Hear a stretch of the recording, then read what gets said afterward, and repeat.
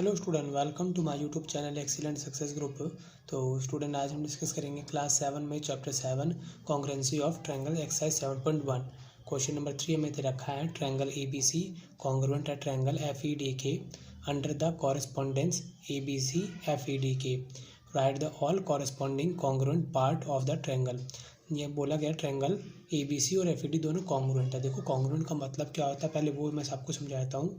Congruent का मतलब ऐसी कोई भी दो फिगर हो सकती है, चाहे वो ट्रायंगल हो, क्वाड्रिलेटरल हो, क्यूब हो, क्यूबॉइड हो, कोई भी ऐसी दो शेप हो जो शेप और साइज दोनों में बिल्कुल हूबहू एक जैसी हो, उन्हें कहेंगे कॉन्ग्रुएंट। जैसे इसके लिए मैं आपके लिए एग्जांपल लेता हूँ। जैसे कि मैंने यहाँ पे दो फिगर लिए, दो पेन लिए जो कि शेप के अंदर और साइज़ के अंदर बिल्कुल हूबहू एक जैसे हैं। मैंने एक दूसरे पे ऊपर रखा, ठीक है। तो ऊपर वाला जो पेन है वो नीचे वाले पेन को पूरा ओवरलैप कर लेता है, पूरा ढक लेता है। तो इन दो फिगर को हम कॉन्ग्रुएंट कह सकते हैं, ठीक है। इसी तरीके से मैं कोई दूसरा पेन लेता हूँ, जैसे कि ये वाला पेन और ये वाला पेन, दोनों को लिया। अगर मैंने दोनों एक दूसरे के ऊपर इस तरीके से रखता हूँ तो नीचे वाला पेन अभी भी ऊपर वाले पेन के नज़र आ रहा है, तो इन दोनों फिगर को हम कॉन्ग्रुएंट नहीं कह सकते। कॉन्ग्रुएंट कोई भी ऐसी दो फिगर होगी जो शेप और साइज दोनों में बिल्कुल हूबहू एक जैसी होगी, जो एक दूसरे को पूरा ढक ले।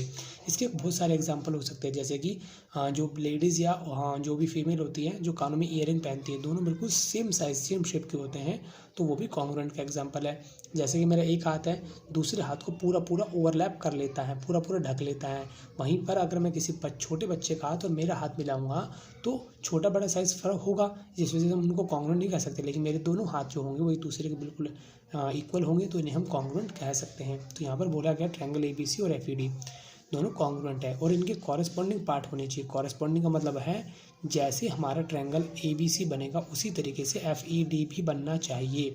जैसे कि मैं A को यहाँ मेंशन करता हूँ, A इसका आगे है तो इसका आगे कौन रहेगा, F रहेगा। फिर कौन आया, B, यहाँ B लिखा तो फिर मेरा E लिखा जाएगा यहाँ पे।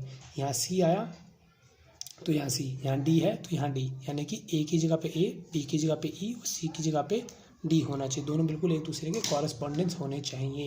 यहाँ मैं लिख देता हूँ कि हमने यहाँ पर A की जगह पे F को यूज़ किया है, B की जगह पे E को और C की जगह पे D को। और क्वेश्चन में क्लियरली बोला गया दोनों कॉन्ग्रुएंट है। दोनों कॉन्ग्रुएंट है तो दोनों की साइज़ और शेप बिल्कुल हूबहू एक जैसी होगी। अगर ये 5 है तो ये 5 होगी, ये 10 है तो ये भी 10 होगी, ये 8 है तो ये भी 8 होगी। सारे पार्ट एक दूसरे के बराबर होंगे। तो यहाँ मैं लिख देता हूँ बाय CPCT। ये मैंने शॉर्ट में लिखा है, फुल फॉर्म इसकी क्या होगी, corresponding part of a congruent triangle are equal. Corresponding part of a congruent triangle are equal, यानी कि जितने भी कॉरेस्पॉन्डिंग पार्ट होंगे सारे एक दूसरे के इक्वल होंगे, सारी साइड एक दूसरे के इक्वल होंगी, सारे एंगल एक दूसरे के इक्वल होंगे। तो यहाँ लिख देता हूँ मैं कॉरेस्पॉन्डिंग एंगल आर इक्वल, चाहे एंगल हो या साइड हो दोनों एक दूसरे के बराबर होंगी। यहाँ लिख देता हूँ मैं कॉरेस्पॉन्डिंग साइड्स आर इक्वल। अब एंगल A जो होगा वो F के बराबर होगा। यहाँ लिख देता हूँ मैं एंगल B जो होगा ये वाला, देखो डबल लाइन रिप्रेजेंट करेगा कि B वाला एंगल E के बराबर है। इसी तरीके से ट्रिपल लाइन, इसी एंगल बराबर होगा एंगल D के, C बराबर होगा एंगल D के। ये तो मैंने एंगल को शो किया है। इसी तरीके से साइड को भी हम रिप्रेजेंट करेंगे। AB वाली साइड FE के बराबर होगी। अगर दोनों कॉन्ग्रुएंट है तो ऐसा होगा, BC बराबर होगी ED के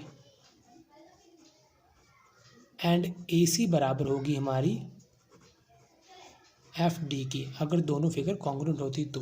और रूल कौन सा लगेगा, बाय CPCT। CPCT का मतलब मैंने आपको बता दिया, कॉरेस्पॉन्डिंग पार्ट एंगल भी होंगे और साइड दोनों ही होंगी।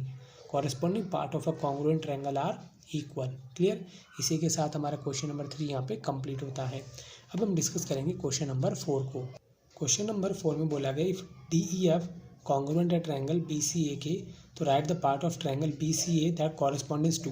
तो इनकी कॉरेस्पॉन्डिंग पार्ट एक दूसरे के बराबर होंगे, वही हमें बताना है जैसे हमने ऊपर वाले क्वेश्चन में बताया है।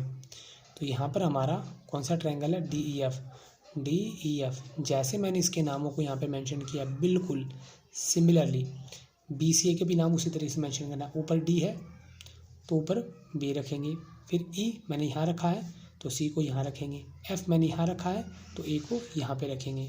और क्वेश्चन में गिवन है दोनों कॉन्ग्रुएंट है। कॉन्ग्रुएंट है तो सारे पार्ट एक दूसरे के क्या रहेंगे, बराबर रहेंगे। तो मैंने डी की जगह बी रखा है, ई की जगह सी और एफ की जगह पे ए रखा है। अब देखना है कौन सा एंगल किसके बराबर होगा यहाँ पे।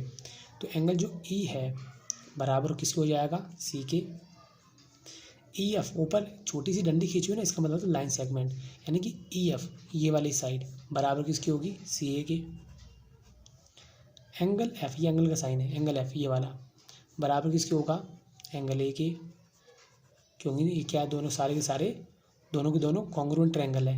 यहाँ पे रूल लग जाएगा by C P C T, corresponding part of a congruent triangle are equal. दोनों कॉन्ग्रुएंट है, इस वजह से सारे पार्ट एक दूसरे की कॉरेस्पॉन्डिंग पार्ट इक्वल होंगी। डी एफ ये वाली साइड बराबर किसकी होगी, बी ए की। बी ए लिख लो या ए बी लिख लो, ए की बात है, ठीक है। ये हमारा क्वेश्चन नंबर 4 यहाँ पे कंप्लीट होता है। उम्मीद करता हूँ स्टूडेंट आपको क्वेश्चन समझ में आ गया होगा। अगर आपको वीडियो पसंद आए तो वीडियो को लाइक करें, शेयर करें, कमेंट करें और चैनल को जरूर सब्सक्राइब कर लें।